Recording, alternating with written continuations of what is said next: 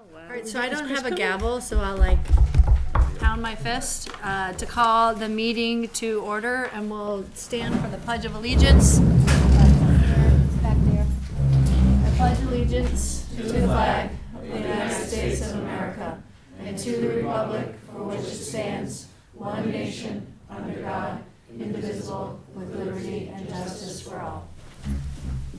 So I'd like to remind everyone that we're taping this meeting to show later on DCTV. I'd like to ask everyone to, at this time, silence any cell phones, pagers, devices, or whatnot that you may have.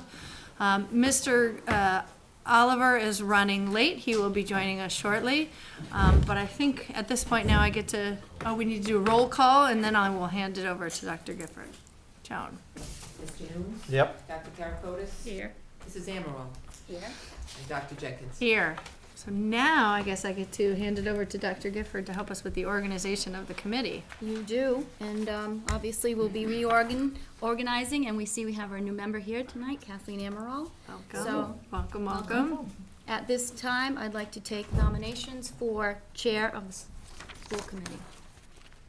Madam Superintendent, I'd like to nominate Shannon Jenkins. I second Chairman. that. There's a second. Dr. Karafotis seconded it. Any discussion? All in favor? Aye. Any opposed? It's unanimous. You? Congrats. All right, so now do I get to you- take back over? you're All on right, charge okay, now. so Now at this you're in. point, I will entertain any motions for vice chair. I'd like to nominate Mr. Nunes for that position. Do I have a second? I would like to second that. Excellent, so any discussion? All right, so on the motion, all in favor? Aye. Aye, opposed? So that is also unanimous. Apparently I was supposed to make some comments. I need to start reading the agenda more carefully. No, that, yeah. Chairperson No, that, comments. no, that's after the elections and everything. Oh, I get to appoint, we get to appoint a secretary to the school committee, yes. That's it. Oh, Joan, No, that's, We would like to, I'd like to make a motion that we appoint Dr. Bonnie Gifford as the secretary to the school committee. I tried, Joan. That's the way. I second it. all right, so any further discussion on the motion? Hearing none, all those in favor? Aye. Opposed? It also carries unanimously, all right. So I don't really have many comments, just to say thank you for your vote of confidence, and I'm happy to serve as chair for this year. I will keep it brief because I know we're on a tight schedule. We need to go ahead and make the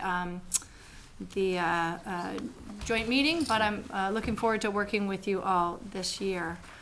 So the next thing on our agenda are our school committee assignments, and Joan circulated a list of those assignments in your packet. Do we just want to go over these in sort of the order that they're listed and check in with them? I'm serving on the Dartmouth Education Foundation. I'm happy to continue that unless anyone wants to take on the planning and the spelling bee. Nope. All right, darn it. Okay, so I will continue in that role. Next, we have the Southern Massachusetts Educational Collaborative. We've got Mr. Oliver in that role. Do we want to leave him there until he gets here? Any thoughts? That would be good because in all seriousness, he's also the chairman. There he is. There he is. All right. Oh. So we're just talking about school committee assignments. We were giving them all to you since you weren't here. You're over there, yeah. You've been demoted. Sorry. But actually, we're on the Southeastern Mass Educational Collaborative. Would you like to stay in that? More than happy to stay in that. Okay. All right, so then we have the MASC, so we will need a representative for that one, the Massachusetts Association of School Committees. Anyone interested? Yeah, I'll do that one. Okay. So we have Mr. Nunes. Next, we have the negotiations representative for the superintendent. That was me, and with Mr. Garth as backup, so we'll need to replace the backup. I'm happy to stay if anybody wants to do this. You're welcome to. Does anybody else want to serve as backup? I can serve as backup. Okay, so Mr. Oliver. I'm recording this. I'm used to our department meetings where I have to take notes and do it, but I don't have to do this because we have wonderful recording secretaries. I forgot about that. All right, so Ms. Boucher does not let anything go by, so I'm going to stop doing this. School assignments. Anybody have any preferences for changing or what they'd want? We'll need a new representative at the high school. I think the last couple of years, we've changed them up every year. Yeah. Do we want to continue that? That was one of the things, I'm sorry. Go ahead. Madam Chair, that was one of the things that we talked about a few years ago was, you know, some of us, and right, wrong, or indifferent, ended up with the same school for 2 or 3 Many years, yeah. type of deal. So, you know, the discussion of the committee at the time was, you know, just quote unquote, shake it up and move them Right. around. So that's what we've done. Right, so do we want to do that again? Yeah. Okay, Anything? so who would like to be assigned to the high school? I'd be glad to do that. Okay, Dr. Karafotis, and then the middle school? I'll do that. You wanna do that? Doesn't matter to You've got me. a child there, so why don't I you have one do that? going, yeah, next year. So why don't you do that? All right, Okay. I'll do the middle school. Okay, and then DeMello, I'm happy to take DeMello, or do you want DeMello? I'm happy to as well. Okay, we'll do, Miss Amaral can do DeMello. So I guess, John, that would put you at Quinn if we're gonna Yeah, switch up, that's right? fine. You and I will switch, you can do, Quinn, and I will do Potter. Yep. All right, so next we have the Policy Committee. That's me and Dr. Karafotis. Dr. Karafotis, do you wanna stay on that? Yeah, I'll stay. Yeah, and then Ms. Amaral, do you maybe want to take that one on? Sure. If any, unless anyone else wants it? It's not very exciting. Come on, we know all the powers there. It's a very good committee. All right, so we have Done. the Technology Committee. We've got Mr. Oliver and Dr. Karafotis. You want to Happy keep to it? stay on that one. Okay.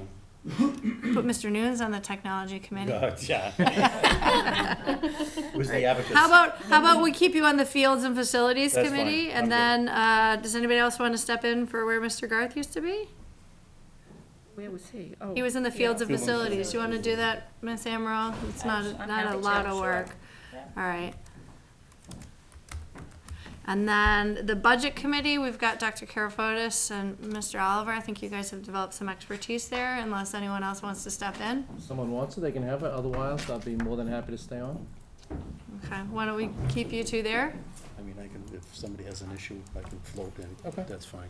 Okay, If- so if- you'll be a backup I if can someone almost be can't a make it. backup if someone Okay, can't great, make so it, we'll put that's you as the fine. backup, great. Okay. Okay, and so I think that's it, yes? Do we have all those? Yep. Joan, we all set? Yes. Okay, excellent. Okay, so I think we're done with the organization of the committee. And now we have 15 minutes set aside for public comment. If anyone in the audience would like to make a comment on any of the items on the agenda, we have a few minutes to do that. We'd ask you to step up to the microphone if you'd like to make a comment. Where we all sit awkwardly for a little bit, and then we decide, okay. Good. All right, so next we'll move on to approval of the minutes. I'll entertain a motion for approval of the regular session minutes. They're not Oh, we ready. don't have them yet, that's right, okay. I'm just reading, I'm not even thinking. So next I'll turn it over to Dr. Gifford. All right, thank you very much. So tonight, we're very happy to be able to introduce our incoming Dartmouth High School principal, Ross Tebow. I'm going to invite him to the podium to say a few words about himself. So rather than me talk about him, what I'd like to do first of all is explain the process that we underwent so that folks can know the work that we did to hire him.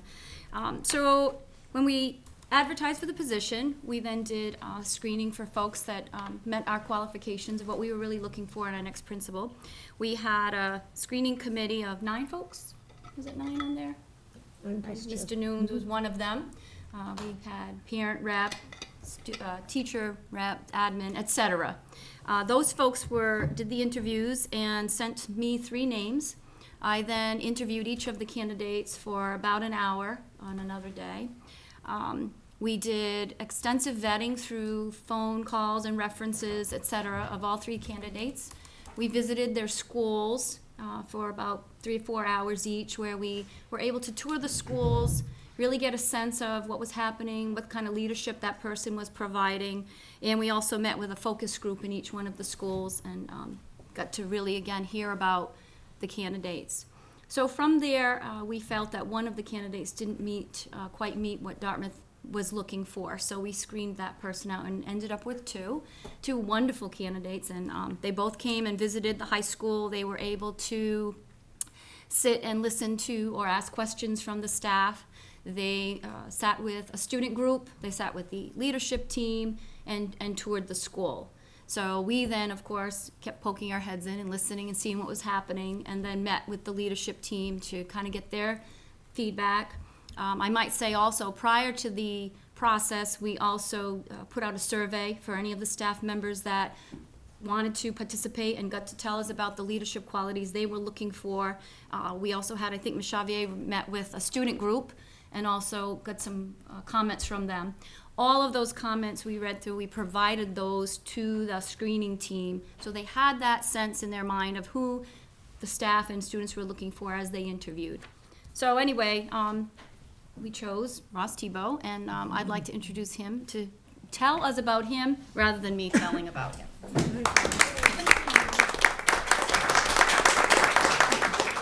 Thank you, Dr. Gifford. Thank you to the Dartmouth School Committee for allowing me this opportunity to speak with you all tonight. I just want to say I'm excited to be here. I am a graduate of UMass Dartmouth. I was a history major. From there, I started teaching at Durfee High School in Fall River. I taught history for a number of years, and then I was fortunate enough I had an opportunity to do a year-long administrative internship. And from there, I was hired as a vice principal at Durfee High School, and I served in that capacity for 4 years. I'm currently finishing my 3rd year as principal of Oxford High School up in Oxford, Mass. I'm very proud of the work that we've been able to do at Oxford High School. It was a level 3 school when I took over 3 years ago, and today we're a level 1 school, and it's really from getting the faculty on the same page and really working hard, making a student-centered school, and improving the programs and opportunities for all students. And so I'm excited to kind of take that experience and bring it here to Dartmouth High School. It's a strong school, a great community, and I'm looking forward to doing some great work here in Dartmouth. So thank you, and I appreciate the opportunity to be here. Excellent. Do you have any comments from the committee? It's nice to have him. In all seriousness, just so everyone knows, in my personal opinion only, and great to see Mr. Tebow here, but you talked about the process, Dr. Gifford, and as far as I'm concerned, having done a number of these, and that this process works type of deal. So I just wanted, you vet everything out, and Sure. we had some great discussions, and it works. And I think it's important to point out there's a lot of opportunity for feedback from students, staff, community. I know you said that already, and that was great. I want to say I'm glad to say you're a UMass Dartmouth grad. Your last year there overlapped with my first year there with my colleagues across the hall in political science. But I have to tell you, I have a couple students working on projects with the the district, and one of the students who's working on a Dartmouth project is from Oxford, and he said, "Oh, I saw you are Mr. Tebow. He's awesome." So, a good recommendation from your students, so totally unprompted. So it was really nice. So welcome aboard. Thank you. I would Thank just you. like to echo that, to welcome you to our community, which you're familiar with, having gone to UMass Dartmouth, so best wishes. Thank you. You're gonna have to bleed green now instead of That's cardinal red. I know. Thank Easy to you. do, they suck you right in. Thank you. Thank you very much. Welcome to Dartmouth. I told him he could leave. Didn't Yes, I? you don't have to stay. His family is all homesick, otherwise they wanted to be here, so. Oh, Yes. God. Thank you. All right, Thank thank you. you. You sure you want to leave? All right, so moving on, next we're going to move on to the consent agenda. We have a request for 55 students, 2 teachers, and 8 chaperones to participate in a performance tour of Scotland. We have Ms. Church Ms. here. All Church, right, yeah. come on up, and I want you to tell us a little bit about it. Sure. And whether or not you can bring all of us with you. Absolutely. Good to see all of you. Some of you may know that I've been organizing trips like this for many years now. We've traveled quite extensively over the years, primarily to Europe. I'm really excited about this trip because we will be participating in a music festival, which is calling students from all over the world. So our Dartmouth kids will have the chance to play alongside other students that are also music students.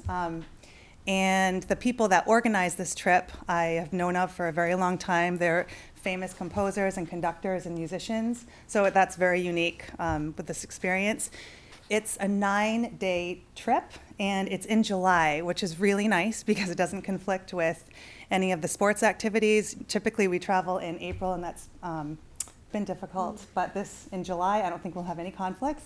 So 55 students have already signed up to go, and 56 adults, including 7 chaperones, Charlene Monty, the co-director, and yeah, so just as many parents have signed up to go on this trip as students. Lots of performance opportunities. We'll perform in castles and cathedrals, and it's centered at the University of Stirling, which is centrally located. So every day we'll travel to a different place and perform and sightsee, hike in the Highlands, see Robert Burns' birthplace, and lots of very cool things. My whole family's going. So really, anybody who wants to jump on board is welcome. And and as far as financially, it's a self-funded trip, and everything is included in this trip, all of our meals. We really encourage people to reach out to us and ask for assistance, and only one person has, and we've already committed to paying for half their trip, and that's an agreed upon amount with the families. And we have some extra money in our account right now, so if anybody else needs help, we can help them, and we will have some fundraisers throughout the year. Yeah. Any questions? I just have, you Sure. just mentioned about the fundraisers. Yes. Now, the price, the amount you're saying per student and per adult here is without the fundraising? Is that- without. Okay, correct. so if you do fundraising, it might bring their cost down? Right. Wonderful. Right. All right, thank you, and thank You're you for welcome. all the work you've done. Thank You've done you. a wonderful job with the music Yeah. department. Thank you for always saying yes. So I just have one Oh, sure. question. So I noticed you're going through Reykjavik because we're taking Yes. a trip there. So I see you're flying. Have you made your reservations on the flight yet? No. Because I don't know if you know that I'm a travel junkie, but Norwegian Air is flying out of Providence directly to Scotland. Yes, So I they don't know, are. and that may bring the cost down for you. Yes, yeah? it would. So Excellent. the land price of this trip is just about $1,000. Okay. So they averaged very high at $1,300, $1,400 per flight. Right. I called them a couple weeks ago as soon as I heard about that deal, and they're not booking into July until September. Okay. So I'm really hopeful that the cost of this trip is going to Gonna come go way down. Fabulous. Thank you That's for great. that. Yeah. Yeah. Okay. The way it's going, you could almost end up with your own plane. I know. Right. We're actually going to ask about that. Right. Yeah. Excellent. And that way too, you could go direct, which would be really Yes. nice too. Believe me. Yes. I want to go to Reykjavik someday, but not with Not like that. 100. All right, so is there any further discussion? Motion to approve. Second. All right, so I have a motion by Mr. Nunes, a second by Dr. Karafotis. All in favor? Aye. Opposed? Motion passes unanimously. Thank you so much. Thank you very Enjoy. much. Thank you very much. Thank you. All right, so now we're gonna move on to old business, then our first item there is the capital improvement plan, so I'll turn it over to Mr. Kiley. Thank you, Dr. Jenkins. So just a quick update. The items that are recommended at this point by the Capital Improvement Planning Committee are technology hardware for $200,000 and the middle school roof for $1,645,000. The other items that were on our list, the Dartmouth Memorial Stadium improvements was not recommended. And reason given for that was that the roof and the middle school library, the North End Library took up all of our own capacity for that. So that was not recommended. We had a boiler project at the high school, which is actually going to be funded through the Green Communities grant, which we're very pleased about.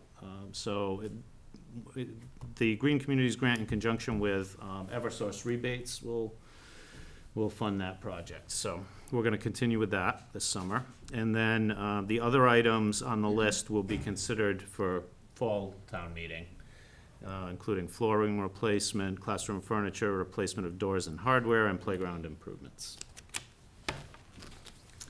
Any discussion? Dr. Karafotis. I have a question on the boiler and the Green Communities grant. Is that gonna take care of everything? Between the Eversource rebate and the Green Communities grant, it should fund everything. We might need like $5,000, but we'll see. But we think it's gonna fund everything. Thank you. Mr. Mr. Oliver? So I know we have some big ticket items here, but I can't just let the Dartmouth Memorial Stadium go at this point. I'd like to know what the plan is moving forward. You know, obviously not the Springtown meeting, doesn't sound like the Fall Town meeting as well. But I'd like to see us try to come up with some kind of strategy or game plan for at least next year. Whether we speak to other departments, we look to fundraising sources, private, public grants. I just think that it's a need that needs to be addressed, and I don't want to just let it fall by the wayside. Go ahead, Mr. If I could just add, so there was a little bit of encouraging news on that front, in that when we did discuss it with the Capital Improvement Planning Committee, Mr. Cressman, who sits in on those meetings, had indicated that he would have supported moving forward with that project if it weren't for the other projects, the middle school roof and the library. So I think that would bode well for future consideration for that project. So I'm wondering, the Finance Committee has not yet considered the Capital Improvement Planning Committee. I'm wondering if it makes sense for us, I'll show up and others, to at least request that we move that from a not recommended to considered for fall town meeting. And to make that argument that we ought to keep it in the mix for fall town meeting. So we'll find out if you could let us know when that Sure. is gonna be considered, so we can sort of show up and try to make that argument, because at our last joint meeting, we all agreed that it ought to be a priority, so Yeah. I think we ought to maybe show up and reiterate that, if we can. That'd be great. I'm good with that. I think it's on the agenda for tonight, too. Okay, Yeah. good, and we'll discuss it tonight, okay. How much is that we're talking about? $1.4 million is what we have it on there for, and that includes the lighting, the turf field, and some stadium improvements. Okay. Other questions or comments? Mr. Nunes? Thank you, Madam Chair. Mr. Kiley, just to go back to the roof for a second, and if I've asked this before, I apologize. MSBA is okay with the fact that we probably are not gonna get this roof done this summer? Yes, Okay. So yes. they'll- MSBA's on board, committed to the project. They did vote in favor of the project on February 15th. We've been in communication with them, with our project manager and our architect, regarding the fact that a June town meeting vote will not allow us the time to get the project underway, so that it could be completed over the summer. So it will have to wait a year, but everything else would stay, as planned at this point. Thank you. If I could ask a question, like, when you speak about the other, I don't know if I have to do this, the stadium improvements, I would assume, but just to clarify, do they also include like better ADA compliant, Yes. accessible seating? Part of the project, yes. Any other comments? All right, thank you, Mr. Kiley. Now we'll turn it over to Ms. Roy for the second reading of our social media policy. So we have social media policy IJNDD here for second reading and a vote. We also have Mr. Galishar on the back if you have any questions. He's crossing his fingers that we finally get this done. Come up, Lester. I don't think we had any changes Nope, last there time. were no changes. So any further discussion? Motion to approve? Second? So I have a motion by Mr. Oliver, a second by Mr. Nunes. Any further discussion? All in favor? Aye. Aye. Opposed? Passes unanimously. Yay. That was how many years in the making, Mr. Galasha? Quite a few, so it's good to get that one on the book. All right, so now we're on to new business, surplus equipment. I would assume, Mr. Kiley, that's you? That's me. Thank you, Dr. Jenkins. So, I think 6 years ago when I arrived, I think that I was immediately told that there was some equipment that needed to be disposed of, and I'm finally getting around to that. So, All good things take time. so there's some machinery that was used previously in other buildings in woodshop that is at the high school. There's 5 items that are either being used as sort of a hat rack or a stand for another piece of equipment, or just basically in the way. So the 5 items that I've listed here, there's a Delta bandsaw, a Delta planer, two Delta sand trap tables, a Powermatic jointer, and a Delta disc sander. A couple of these items are out in the trailer in back of the high school in Rusting. Several of them are not operational. They're never going to be used again. And what I'm asking for is your approval to dispose of them. So moved. A motion and a second by Dr. Kara Fotis. Any discussion? So I just have to ask, is there any, one of the things that you will see about STEM education these days is that kids don't take things apart anymore, right? I'm sure people of a certain age remember used to go out back and used to take things apart and put them back together, and that's how kids learn, and they don't do it anymore. Is there any value from that, or are these just dangerous and rusty? Okay. Dangerous and All right. rusty. These rooms are used constantly with Right. kids who, with other projects that actually might be able to do that sort of thing if Right, they I were just wonder, even interested. for the younger But- kids, if there's any value in them doing that. No. Okay, No. just wanted to ask. All right, so if any other comments or questions? All right, so on the motion, all in favor? Aye. Aye. Opposed? Motion carries unanimously. Thank you. Thank you. All right, so let's see. Normally we have a report of the superintendent, but we missed that, so I'll do the report of the chair. I don't really have anything, and then we'll hand it over to you if there's other matters. The only thing that I would say is we did send out the DEF applications for grants. So please check with your staff. I see there's a number of administrators here, and try to get some of those grant applications. We love to fund interesting projects. The one change we have for this year is that technology request, we're asking them to go through Mr. Galashaw, because we're trying to get into, all right, no, we already have software that does that, or we have plans to get this sort of equipment, to make sure that our technology purchases are streamlined and aligned with district policy. So that's all I have right now. I'll turn it over to other matters that may not have been anticipated and check in with the superintendent to see if you have anything Nothing to at add. this time. Anyone else? Mr. Nunes? I just got a couple of quick things, Madam Chair. In case anybody hasn't heard, our color guard was out in Dayton, Yes. Ohio this past weekend for a WGI finals, and they took second place nationally with a score of some 96 and change. So they had a great time, and they did very well.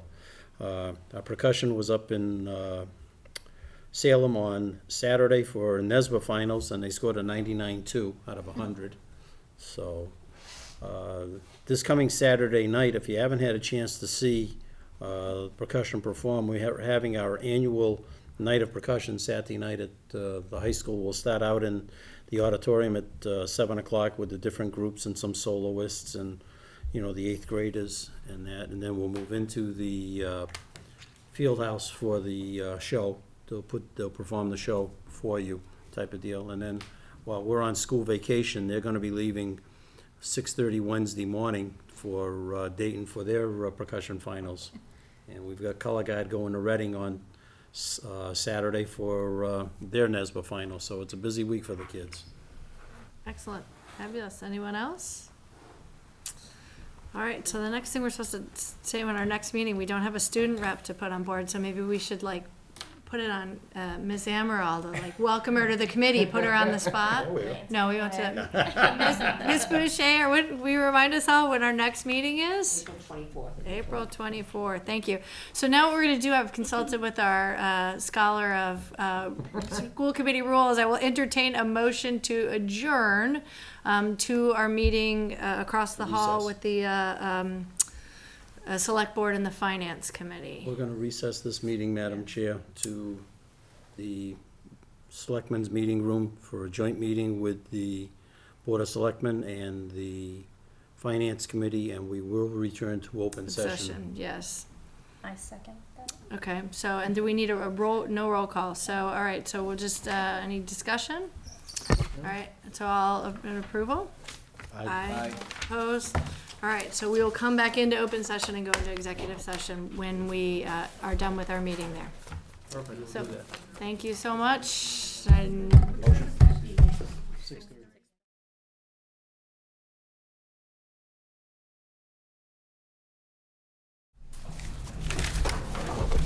Tonight, we are having a joint meeting with the school committee and the finance committee, so welcome, everyone.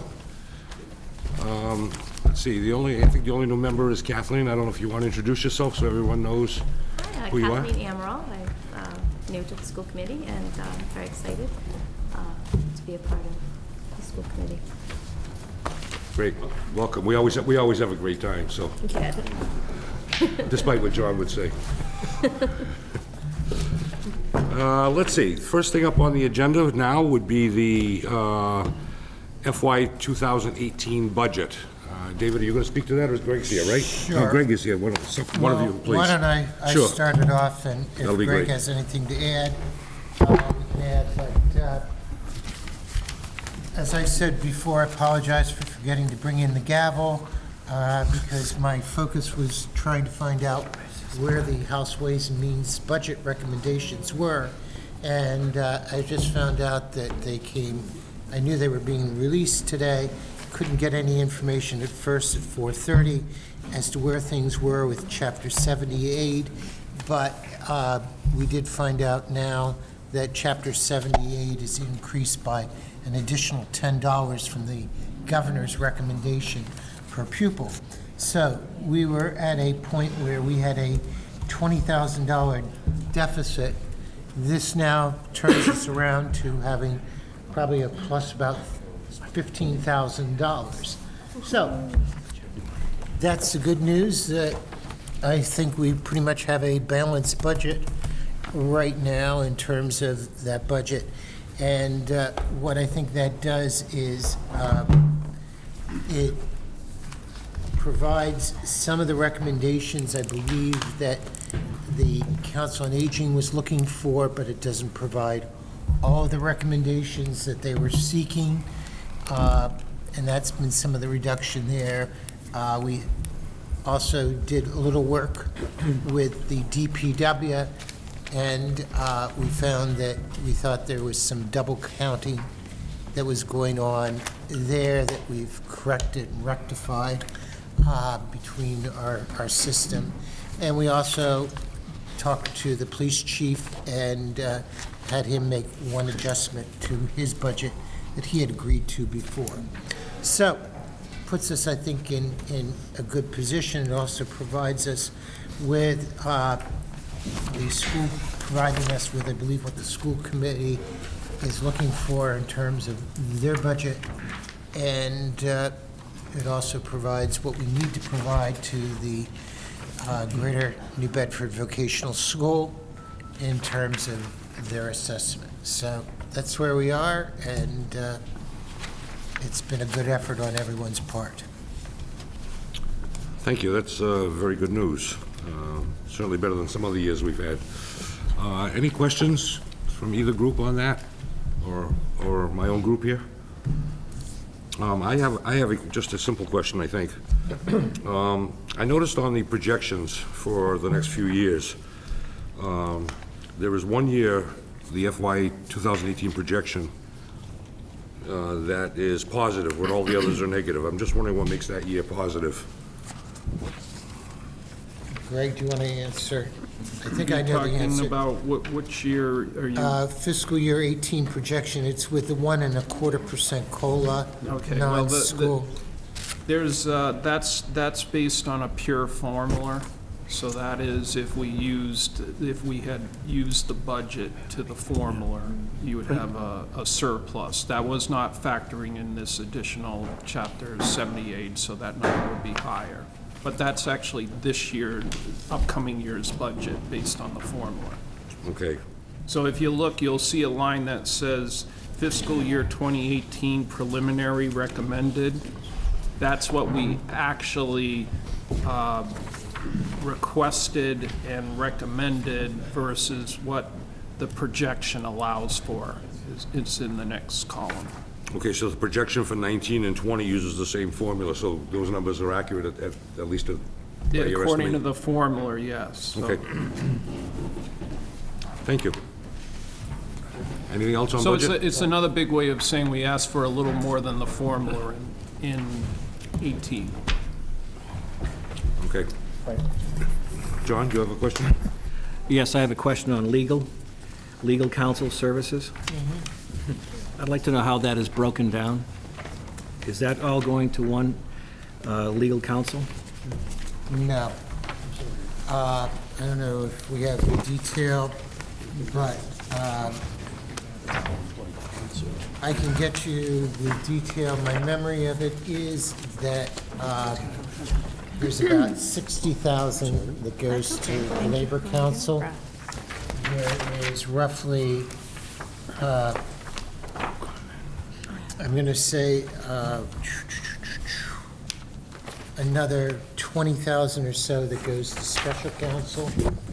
And there is another amount in there that goes, I think it's a small amount, 5,000 to 6,000 for arbitration cost, if we have those. And we think we can come close to this number, stay close to it going forward? Going forward, we're really hoping that we can stay pretty close to it. I would say this year, we've really looking at this year's expenses, we're pretty close to it, except that we have the costs for the landfill, which when I looked at the budget last week was roughly, I believe, under $40,000. Okay.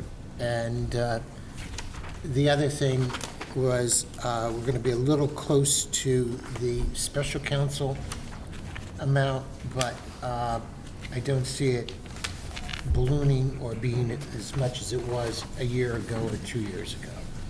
Okay, thank you. Okay. Shannon? So it's a little difficult for us to ask questions of the budget and the CIP because this is the first time that we're seeing it. And I know that the House projection changed today, but it's kind of hard to on the fly go through a budget. And so it's a little frustrating to have a joint meeting where we're talking about the budget when we don't have information until we're supposed to start talking about it. So it would be really useful, like the capital improvement plan was updated on the 5th. I don't know why we didn't get a copy of that prior to this. And I don't, but it's just, it's hard to sort of take in what we're having a conversation about on the fly in a pretty complex document like this. I thought I'm sorry, but I thought my staff had forwarded that on. I guess they got, the administration got it sometime today. And then usually they've provided, okay, we'll provide it to you in the future. Yeah, it's just, it's hard for us, I think, we're all kind of trying to figure out where we are. We have no idea, because, What are you talking about? yeah, it's just really hard. Yeah. Okay. I think that's certainly a reasonable point. I know we got it with our package, I believe it was Thursday, which is the earliest we got it, but that would have at least given you extra days. Yes. Maybe for the future, when it goes in the, maybe that was your intent, David. Yeah. When it goes into the package that we get it, that we make sure that. Supposed to go to the Finance Committee. Okay. Did you Which- get something sent to you a few days ago called agenda? We got the agenda, it did We got not the come agenda, with that's the all we got. attachment. The attachment If you didn't come look on through. that, I think It's it no- has there's all no the attachment. backup on that. The attachment should, there should be an attachment, or it should be part of that. Yeah, we got it, though. You got it? We did not. Okay. And so clearly it was, the intention was good, but the Yeah. execution Right. wasn't, so. Sorry. Right. We'll try and fix that. That's certainly a reasonable request. It does limit discussion, though, when you don't give folks the. Right, right. Okay, we can move on to the capital improvement plan. Sure. In terms of the capital improvement plan, what we're doing is we're looking at making recommendations for our Springtown meeting. So as we go through this, what we're going to be doing is not so much items that would be tapped upon that are free cash type items or E&D certified items. That comes more in the fall. So based on the vote last week, we expect to go forward with the police station, and that would be funded by the debt exemption. As has been our past, we're funding a portion of the police cruisers, $140,000 out of 219 out of Schedule A. In order to do the sidewalks for Paid Narrum and moving that project forward. The DPW asked for $300,000. At this point, we believe at least 200 and maybe the full 300 may come from savings that have occurred on the central garage project. DPW is finishing up that project. It looks like they will not fully utilize all of those funds and are going to allow us to reprogram those funds.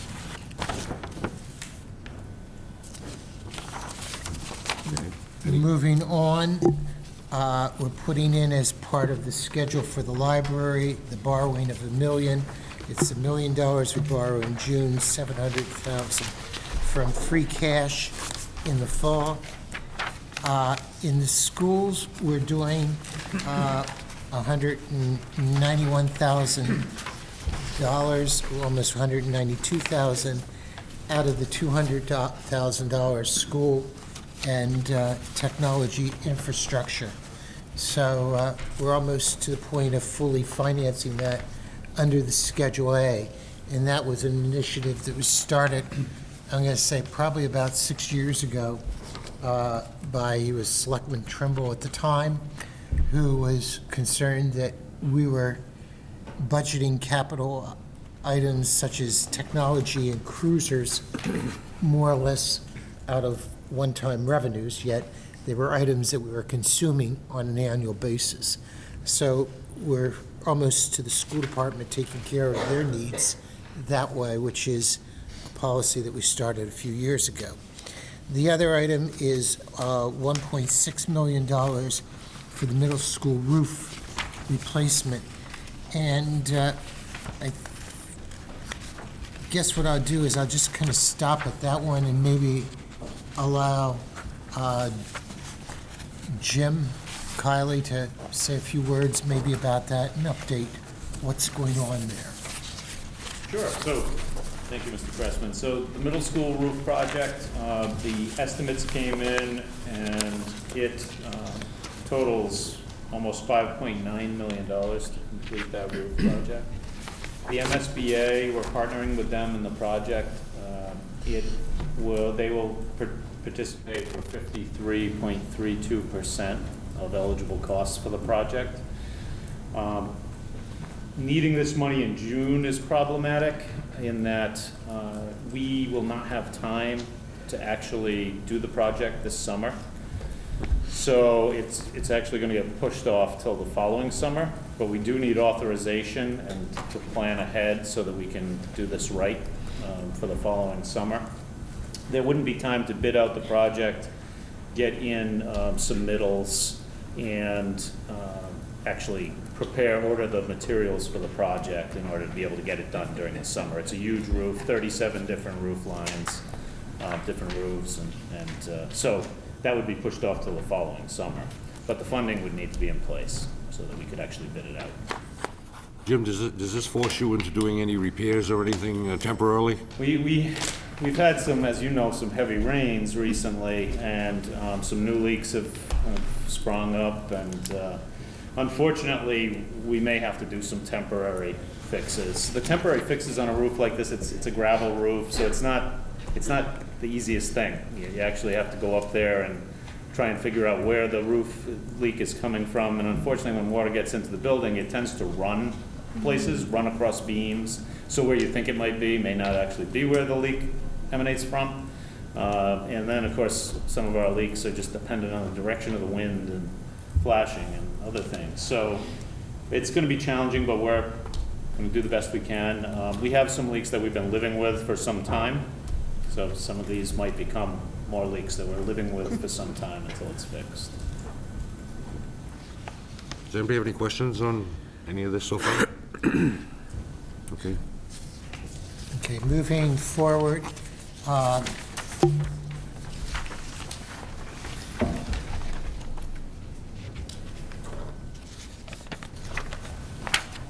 have $100,000 for the playing fields off of Russell Mills Road.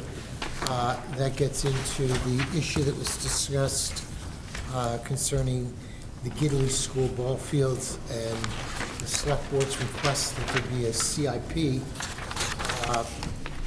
item put in for that.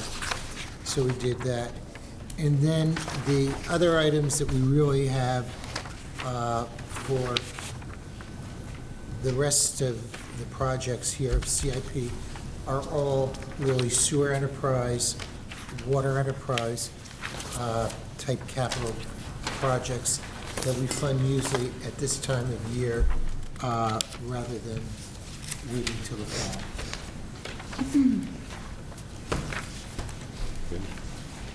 Any questions from any of the groups on any of that? Jim? So last time we had our joint meeting, we talked about the fields, and we all agreed that those were to be a priority. And we just got a report back from Mr. Kiley, and I understand the middle school roof was an unforeseen expense, and it's something that we have to do.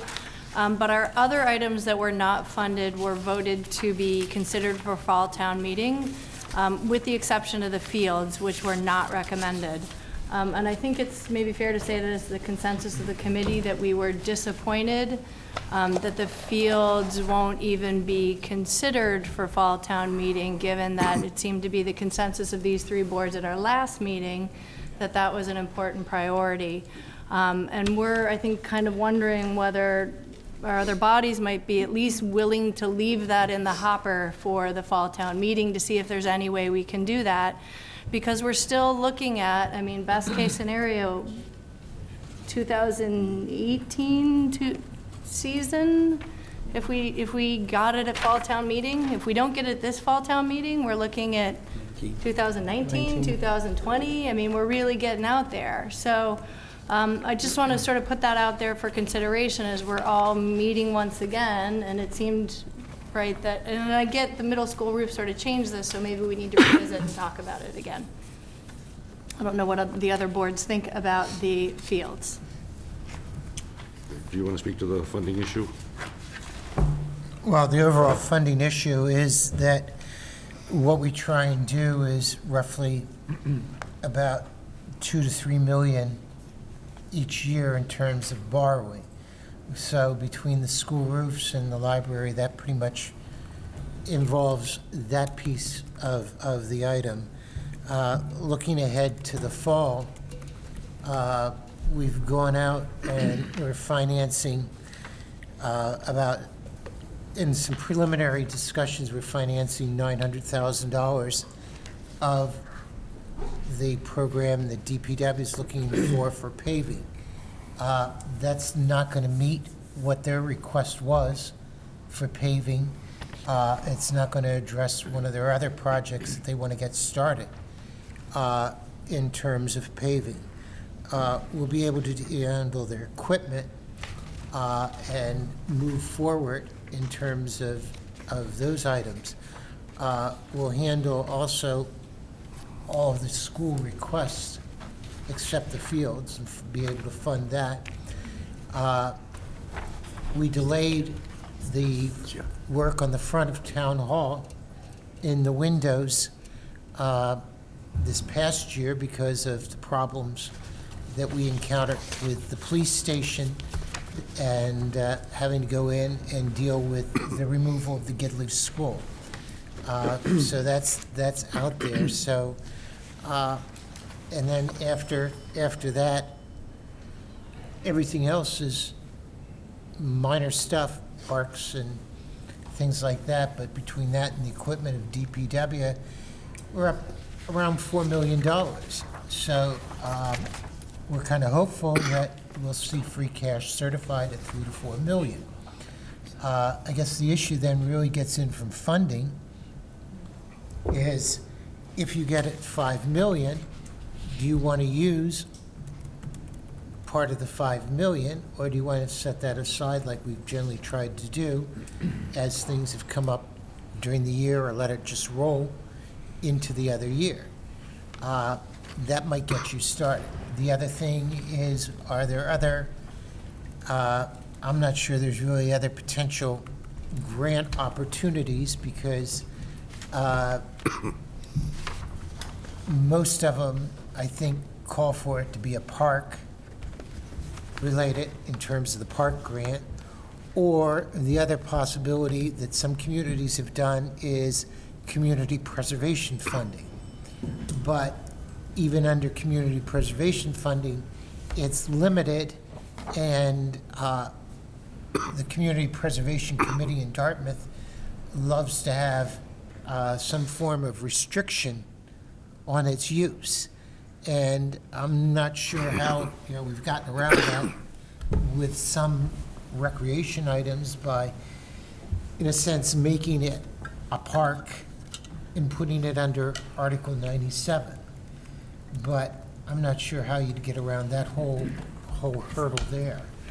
I guess it really gets down to, do you want to use the extra $1 million if we do have 5? And I guess also it gets down to a policy that, do we want to say to the town hall, we kick back and, delay that project for another year, like we delayed it this year. And then I guess the other project that's not listed here, but one of the things I'm thinking about putting down as a town meeting article is we just got a report on the old Southworth Library. And based on that report, it's going to cost about $250,000 to stabilize it and bring it to a level that it could be used for some type of public purpose.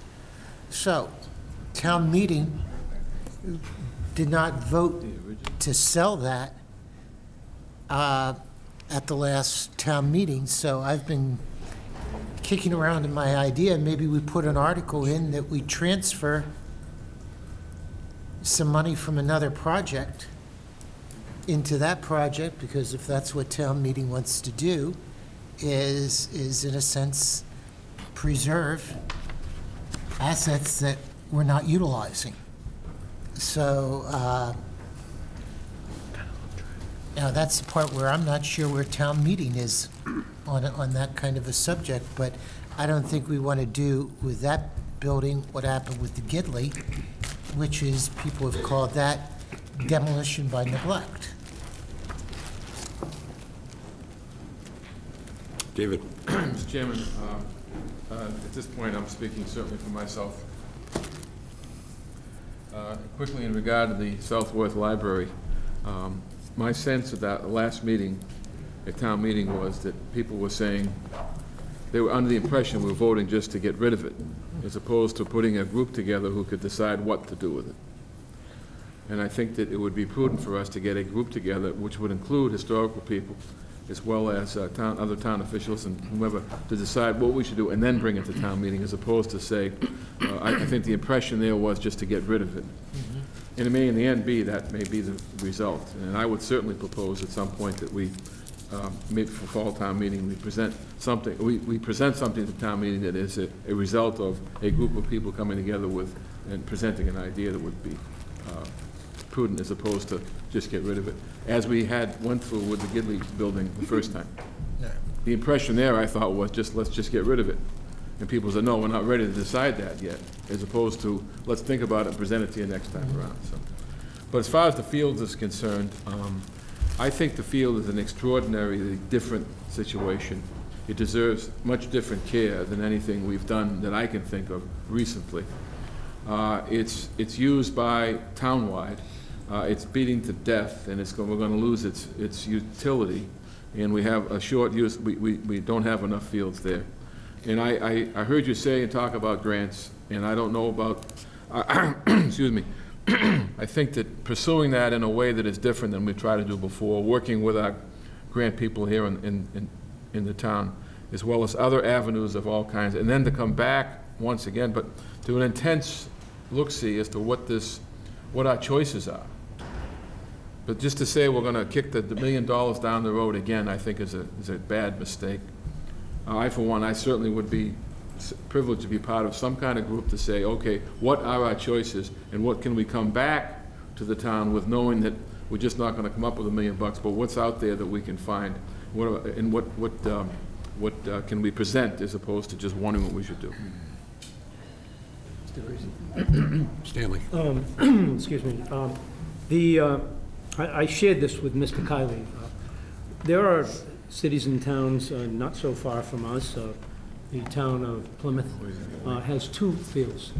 One that they paid for and one that the revenue that was enhanced by utilizing and selling the opportunity to rent these facilities were able to pay for another field.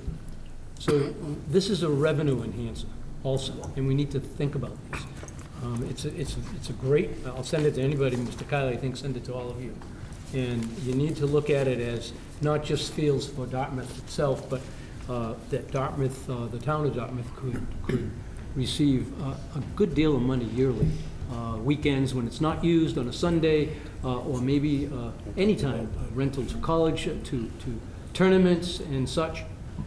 It's something we need to look at. John. Thank you, Mr. Chairman. This is exactly what I mentioned at our meeting we had in the fall, because I know for a fact that the town of Medway does that, because they've just built a beautiful complex and everything else, and they rent it out. And whomever they rent it to, you know, whether it's Pop Warner or MIAA, that rental money goes into a revolving fund. You know, I mean, the turf life is 12 to 15 years, and at the end of 12 to 15 years, they've got hopefully a good chunk of money. I mean, by putting it on official turf, you get an opportunity to have the MIAA in here for your, you know, your soccer and field hockey and lacrosse tournaments and things of that nature, which are revenue generators. You get, you know, other teams in the area, you know, you have a week like we just had with all the rain type of deal. Well, if somebody's playing on a regular grass field and they can't play, they can come up to our stadium. I mean, a few years ago, we had to go to Voc on a Sunday for a football game because ours was underwater. I mean, you know, when you get as much rain as we had, I understand that, but still, you know, we had to go someplace else. Somebody could come to us, things of that nature. Yes, it would get used, but, you know, with the revenue that you get, you put it in a revolving fund. You have a source down the line to pay for it. Yeah, go ahead, Lou. Sort of, use an analogy. We're trying to buy a banquet, or can we separate breakfast, lunch, and dinner? I mean, there's three phases to this project. There's the turf, there's the lighting, and there's the seats. The turf seems to be the most critical. Could we separate those into three packages? Maybe Mr. Kiley can speak to that. The lights in first. We did have some discussion about that in the school committee planning process for the capital improvement plan. And obviously, you know, the whole project is, you know, critical. All the components are critical. The lighting is atrocious at best. The stadium itself is getting towards embarrassing. And the field is close to unplayable at times. So they all need to be done. Could they be done in stages? Sure. They could be done that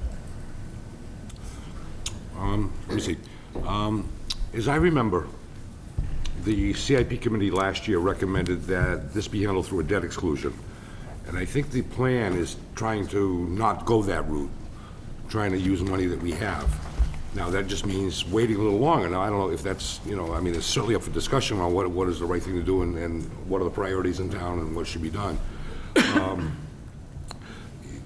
You could always go sooner and try the debt exclusion route, which I'm not sure is likely to happen. We know how that works out. So that leaves two choices. You either let budget money be put aside for this project, or do that in conjunction with changing priorities and trying to shuffle things around, try to have something happen first. So, I mean, I think that's a reasonable discussion, I think. I don't know how else we can do that. Right, and I think what we're looking at now is not a commitment to say, yes, we're gonna do it, but to maybe move it to off of the not recommend pile to say, let's keep it in the hopper for fall town meeting and see, can we come up with phases, what can we do? And, you know, the other thing I'd like to add, you know, I can remember way back in the day when I was in the finance committee, and one of the key things we used to ask, and I'm sure you guys do now too, is what can we invest in with our CIP that will return our dollars? And that's how we ended up doing the Quinn windows, was because remember Pete Friedman did like wind studies and this, I mean, he literally published an academic journal article over his study of the Quinn windows, and he figured out that by investing this money, the energy savings, this is how long it would take to pay off. And you know what I think Mr. Mickelson is saying, and what we can look in, well, what if we pay this, what might we expect to get for revenues, and does that mean if we can get X amount, well, maybe we put it in a revolving account, or maybe we say a couple of these projects can wait for a year or two, and the money that's generated from that we will then use to pay for those projects. And so I don't think we want to say, yes, we're going to do it tonight, but can we still keep it on the table to consider how we might move forward for this in fall town meeting? Because if not, we're looking at many more sports seasons on a field that's just not adequate right now. I guess the only thing I see is, Mr. Nunes suggested that we create the revolving fund, which I think is a great idea, to fund the replacement for it. But if you're going to take that money and use it to replace the things that would have been done with the cost of the field in the first place, you're not really helping the replacement down the. Well, we need to understand, right, for Mr. Mickelson's research, what the sort of, and what other communities are getting for their investment, right? They built a second field in Plymouth, with right? their Are we gonna be revenue. Plymouth, or are we gonna be somewhere in between? And what is the potential for revenue that we can generate from this, so we understand whether it's worth the investment Well, to do that, right? Excuse me, it's not just but there's dozens of these fields being built around the state. They had to be built in different ways and paid for in different ways. And I think that one of the things that we can do as a small group to find out what their choices were, the revenue side as well as the grant side, or the whatever side, because these towns aren't getting, they're in the same boat we are, and they built them. And why not find out what they did instead of, and if we may come back and say, you know what, we have to put aside $1.4 million, that's the only way we're gonna do it. But I don't think so. And I'd like to be proven wrong, that there aren't other choices out there that other communities are doing that we could replicate in some form or combination of. So collectively, how do we all think we should move forward with this? Well, it seems Mr. Tattletop is suggesting perhaps a committee, a joint committee. I am. Someone from the school committee, someone from the finance committee, maybe someone from the select board. If you guys would like to participate to do some research. Is that what you're suggesting? I am. I think we would, I would welcome that. yes. So maybe we all want to I'll volunteer. propose a member. We don't have to do that tonight, but I'll maybe at volunteer. our next meeting. Does anybody on our committee want to do it? I will.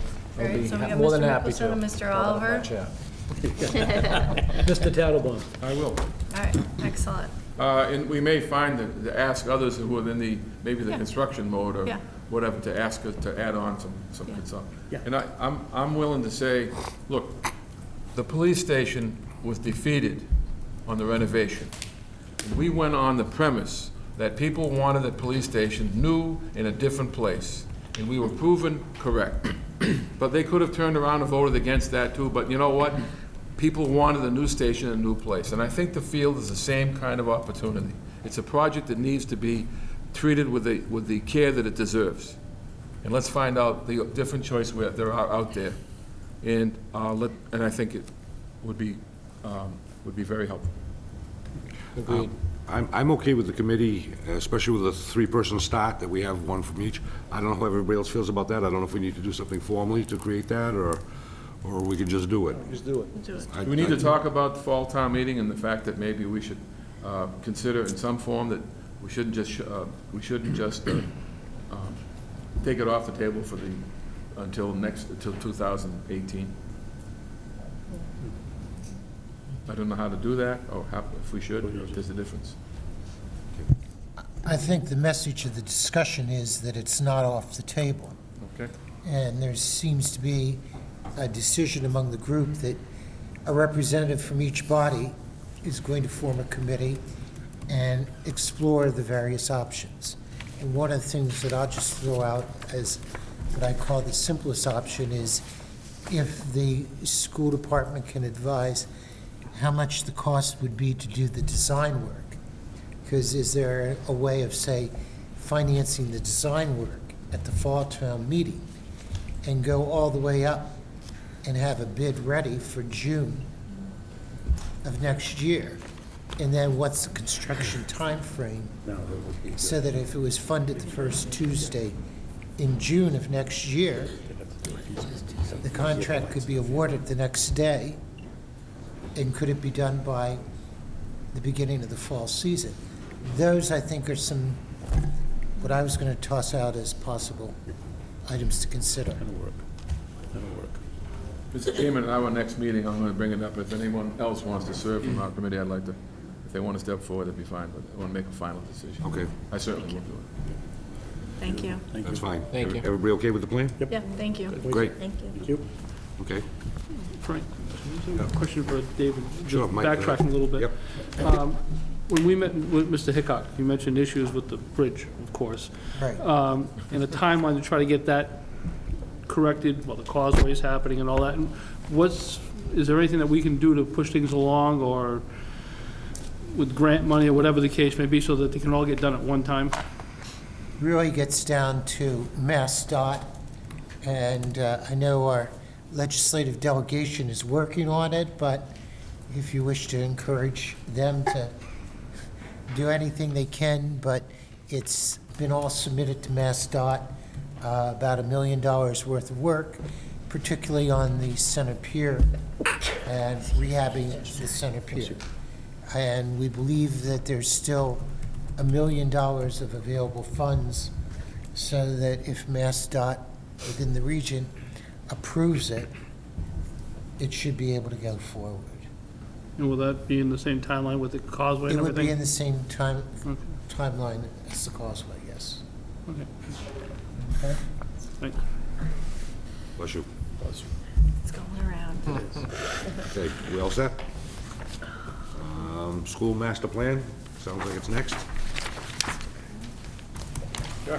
Thank you, Mr. Gracie. So we're actually, today, we had the opportunity to interview 3 architects to provide us with a school facilities master plan. Mr. Pressman, Dr. Gifford, Rick Ferreira, and myself interviewed the architects, and we'll be in the process of negotiating with our selected finalist in the very near future, with the hopes that we'd bring that finalist to the April 24th school committee meeting for approval. So the school facilities master plan, I think we've talked about it a little bit in the past, but just to remind everyone, we're going to look at our strategic plan, our educational program, demographics in town, do an assessment of the existing facilities to try and determine how we need to proceed with short and long-term goals for the future. So it's very exciting. Nothing like this has really been done in 25 years or so. So we're hopeful to address, that it will address our needs, our future needs, and you'll start to see that impact our capital improvement plan as we move forward. Thank you. Any comments or questions on? Okay. Next item is athletic fields. I assume that's the same thing we already talked about, or? Oh, so we get to check it. We got a twofer. There's so many athletic fields issues in this town. Which one are we talking? McKinley Field, the football field, I don't know. Okay, proposal to hold 3 town meetings. Mr. Roscoe, I understand that's you. Yeah, I raise this as a point of discussion, less so than a position that I'm strongly advocating for. I think it's worth having a conversation, beginning to have a conversation about it. I guess I see that we have a lot of legislative activity in town. We're a big town, we have a big budget. The financial picture is a little more complicated than it used to be. We get funding from more than just, the couple of sources we used to. We're more entrepreneurial about going after grants and different kinds of things. We've been doing a lot of work, revising bylaws and getting some things up to date and so forth. And we just have a lot of work, and we basically have a legislative branch that meets twice a year. And I think there are some issues that arise. And we've decided, I think, that there's no strong push to go to a city form anytime soon. We kind of played with that a couple of years ago. It didn't really generate any momentum, so I don't see that happening in the foreseeable future, at least in the next few years. So then we're working with town meeting now. So is there a need to adjust the way that we do that? And I guess I see a few issues related to that. You know, there are a lot of special projects that come up. We oftentimes go for grants and we need to vote on, you know, authorization to get a grant or match funds. We hire special consultants or architects to go for design studies and these sorts of things, all of which comes a lot of times off cycle. The other thing is we do a lot of reserve fund and line item transfers now in the Finance Committee, and I handed out to you, I've been tracking them for the last couple of years. I think this is everything, unless I missed a meeting in which we did one of these. But, you know, we did, in 2016, the Finance Committee did almost $220,000 worth of reserve or line item transfers. 2015, that was over $700,000. In reserve and line item transfers. That's a lot of money for, you know, we're just appointed. You know, we're not elected, so we're essentially moving money around in a role that really should be a legislative body. So the more that we can have town meeting do that, the better. And then the other issue is that we end up with a lot of unfinished town meeting business. Occasionally we'll get a bylaw review or something and it's not quite right and people want to fix it on the floor, and there's this pressure to do it because the next meeting might be 8 months away. And we don't want to go that long without this fix to our bylaws or whatever it is. And so the proposal would be to put one in the middle, which if you did it directly in the middle would be February. Now whether that's the best time or not is a good question, but it would be a winter meeting. Maybe March is better based on weather and when, you know, maybe people are in town. You know, a lot of people will go away for the winter. So that's a little up for, you know, adjustment or discussion. I think that, you know, there's a couple of, you know, the cost is really the big criticism in my mind. It costs money to run a town meeting. You're going to have another one. But I think if you take the amount of time that we spend in town meeting now, I don't know, what is that, 6-8 hours a year or something like that. Now you divide it over 3 instead of 2. So you have 3 meetings, but I suspect that the meetings will be shorter because a lot of business that would go in the summer or the spring and the fall will now be in the winter meeting. And I also, so the other thing I handed out, these were all articles that I think could legally be considered in a winter meeting. We can't do any appropriations, I think, according to Mr. Barnes, in a winter meeting. There's some issue where we wouldn't be able to appropriate. We can't appropriate from tax levy. Can't appropriate from the tax levy, right? So that's one limitation at that point in time. But any of the bylaws, any of the, you know, we did like a TIF, approval, takings, you know, easements, that kind of stuff.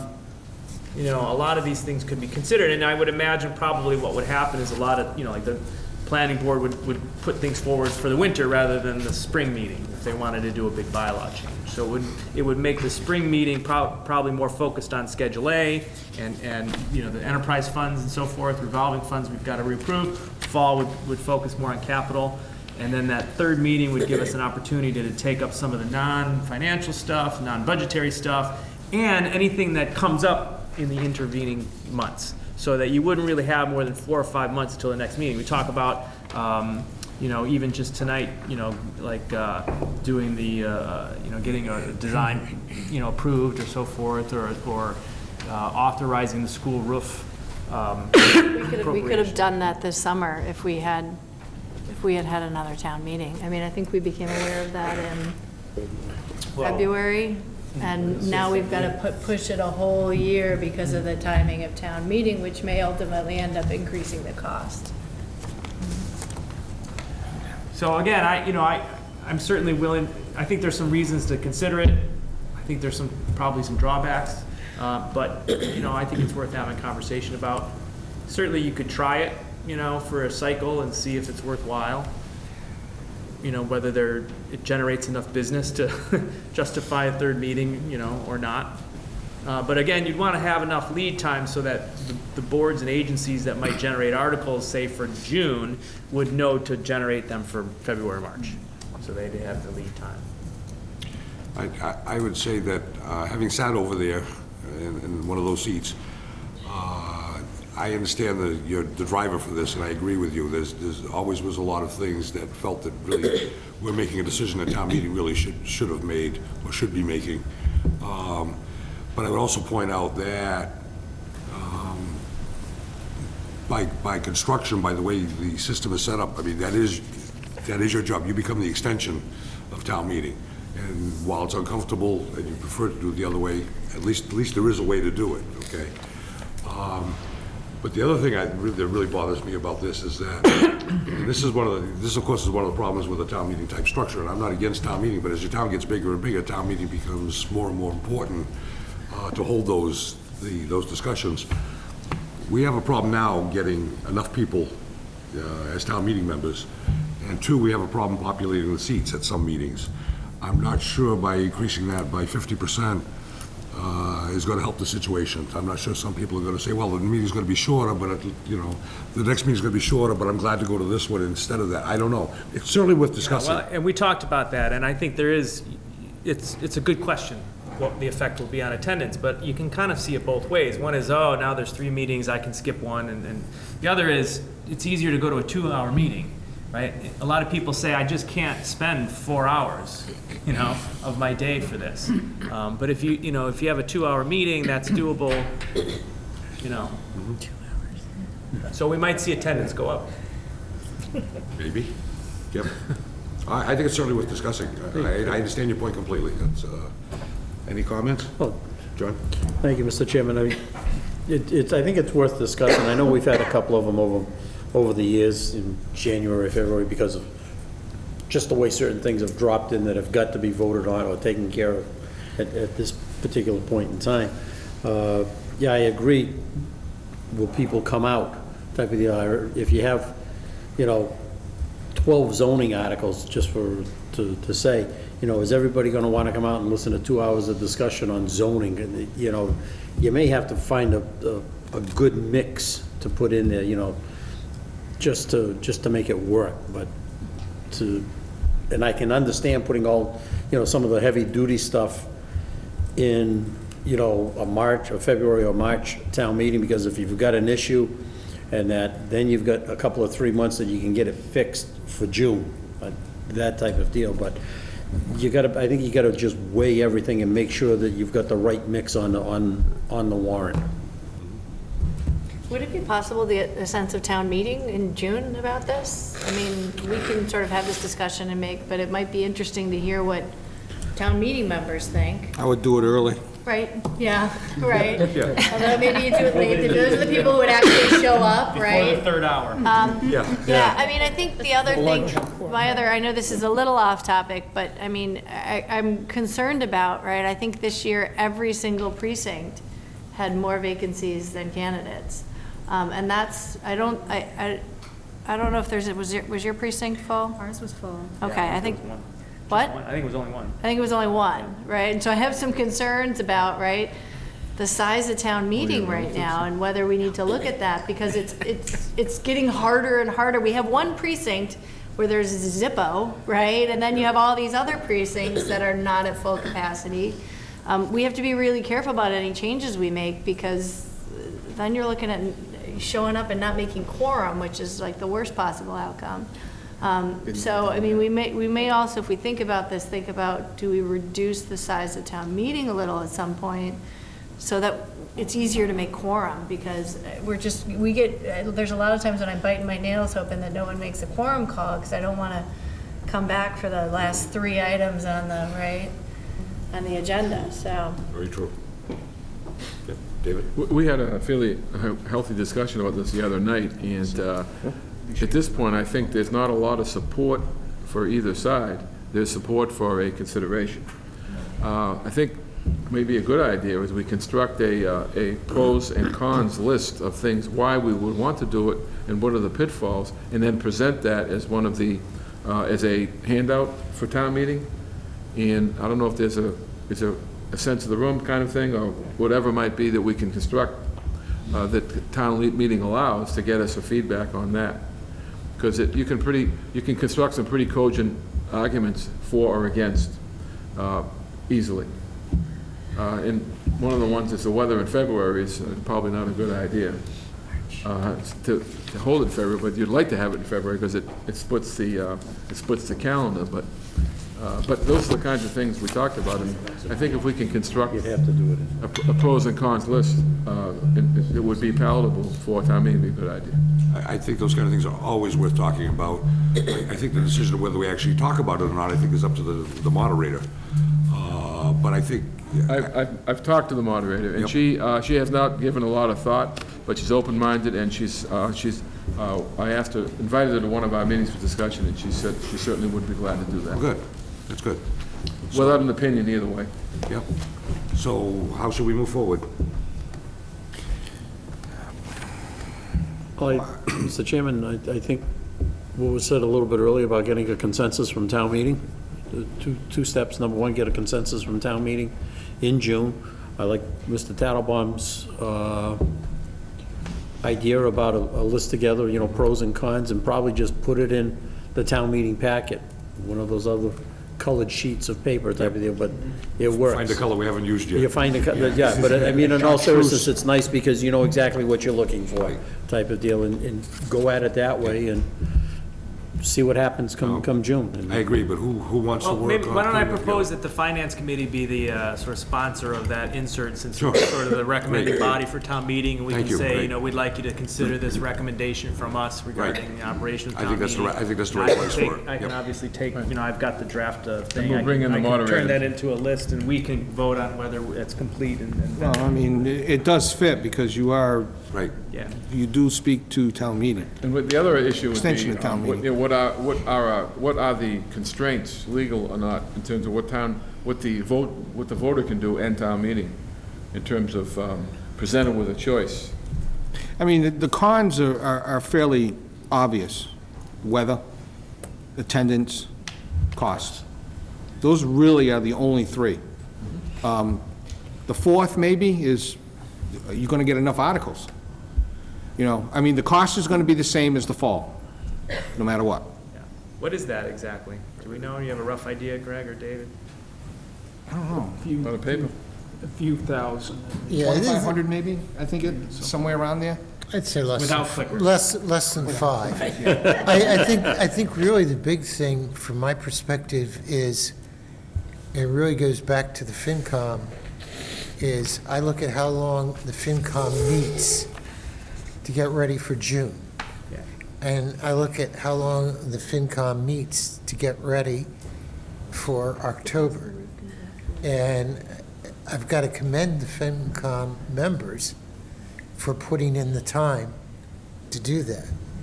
And as much as I'd love to say it's going to cut down the time investment, I generally don't always see that in government. I just find it sometimes additive. Maybe it might be less for town meeting itself. It would be great if it's less for you folks, but I just see having meetings in January and February of FinCom, and probably maybe even back into December.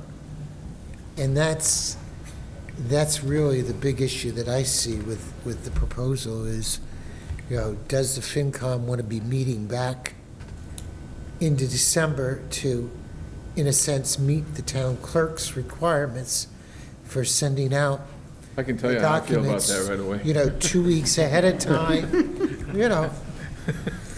I think you'd do a different YouTube ad video than what we saw last year, right? One of the things that we talked about that we really need clarification, and you just touched upon it, is legally speaking, which articles can we bring forward in a third date? So that information is still missing, so that we would need in order to put that in the, Right. so we could better understand and present that to town meeting. Yeah, I think, Greg, you know that, right? So I'm asking, which articles legally can be moved from one spot to another? Charter right now only calls for 2 meetings. That's going to be the first change. The first change is the charter, right? We need to address this to the charter. Want to take that out? Do you mean how to change to No, three no, I think meetings, in order or- to No. move to 3 meetings, you need to address this through the charter, right? It has to be a Address the charter charter change, first. right? So it's not something you can just try, you know. Right. you've got- Well, you can always call a special town meeting. Right. You do not, at any time, a special town Right. meeting can be called. It would be an intentional special meeting planned in advance, Right. and we would know it would come. And if it works, then we could obviously change it. I think that it's quite possible that if we meet and toss this back and forth and bring in the moderator and find out what the restrictions are, we may come back to you and say, you know what, it's not gonna work. But I think it's certainly worth that kind of investigation first. I certainly support the FinCom doing the investigation and reporting back to everyone. It's, Right. We'll do that. Okay? Okay, is that okay with everyone in the room? Mike? It's fine with me. Okay, God bless you. Thank you. Thanks, Doug. If it works, it was my idea. It was just for discussion. That'll teach you to bring up something special. That's the end of our list. Is there anyone else that has anything that feels we should be talking about as a group?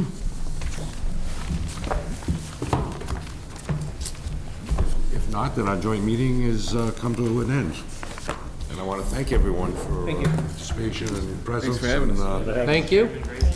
I'm not sure when we'll be doing another one, but, you know, Thank you for dinner. would soon, so.